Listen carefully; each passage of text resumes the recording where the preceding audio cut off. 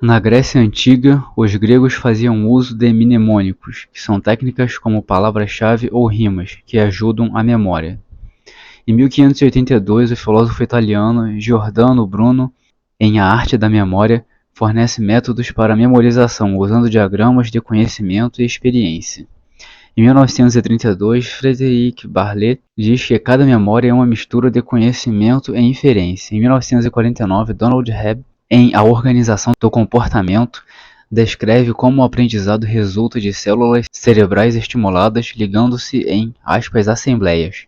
Em 1960, o psicólogo norte-americano Leo Postman descobriu que uma nova aprendizagem pode interferir no aprendizado anterior, causando, interferência retroativa. Os experimentos de memória de Ebbinghaus mostraram que, nas primeiras 9 horas após estudar algo, quase tudo foi esquecido. Também que leva-se menos tempo para reaprender algo do que para conhecer algo novo. Algo que é estudado com muita frequência é lembrado por muito mais tempo. Além de que coisas que sejam importantes, que possuam uma ligação emocional, são lembradas com muito mais facilidade. Também disse que itens no começo e no fim de uma série são lembradas com muito mais facilidade. E que sessões de aprendizagem repetidas durante um intervalo de tempo maior são mais facilmente lembradas. Em 1885, Hermann Ebbinghaus tornou-se o primeiro psicólogo a estudar sistematicamente o aprendizado e a memória, liderando uma experiência longa e exaustiva com ele mesmo. Filósofos como John Locke e David Hume argumentaram que lembrar envolve a associação, ou seja, ligar coisas ou ideias por características compartilhadas, como tempo, lugar, causa ou efeito. Ebbinghaus testou o efeito da associação na memória, registrando os resultados matematicamente para ver se a memória seguia padrões verificáveis. Em seu experimento, Ebbinghaus começou memorizando listas de palavras para saber quantas delas ele conseguia se lembrar. Para evitar o uso de associação, ele então criou 2.300 sílabas sem sentido, todas com apenas 3 letras e usando o padrão de consoante, vogal-consoante. Por exemplo, Zuk e Cax.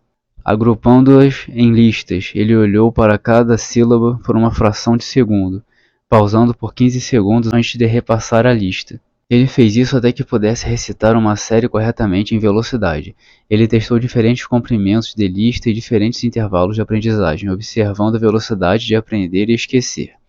Mais tarde, Ebbinghaus descobriu que poderia lembrar-se de coisas significativas, como um poema, 10 vezes mais facilmente do que suas listas de monossílabas.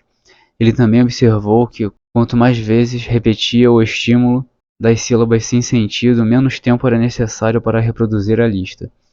Além disso, as primeiras repetições provaram serem as mais eficazes na memorização de uma lista. Ao analisar seus resultados para evidência de esquecimento, Ebbinghaus descobriu, sem surpresa, que ele tendia a esquecer menos rapidamente as listas que ele gastou mais tempo memorizando. Essa lembrança é mais forte imediatamente após o aprendizado. Ebbinghaus também descobriu um padrão inesperado na retenção de memória.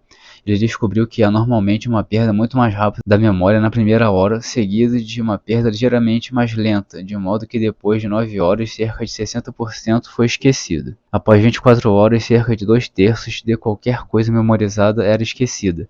Traçando em um gráfico, isso demonstrava que a curva de esquecimento começava com uma queda acentuada, seguida de um declive brando.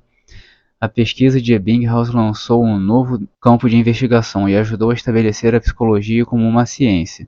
Seus métodos meticulosos permanecem à base de toda a experimentação psicológica até hoje. Hermann Ebbinghaus nasceu em Barmen, Alemanha, em uma família de comerciantes luteranos.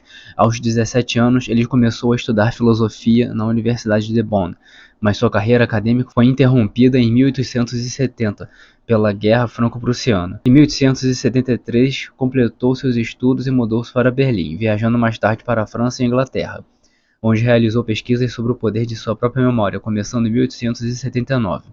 Publicou Memória em 1885, detalhando seu estudo de sílabas sem sentido. E no mesmo ano tornou-se professor na Universidade de Berlim, onde fundou 2 laboratórios de psicologia. E também criou uma revista de psicologia. Ebbinghaus mudou-se mais tarde para a Universidade de Breslau, onde também estabeleceu um laboratório, e finalmente para Halle, onde ensinou até sua morte por pneumonia aos 59 anos. Muito obrigado pela sua audiência e até a próxima.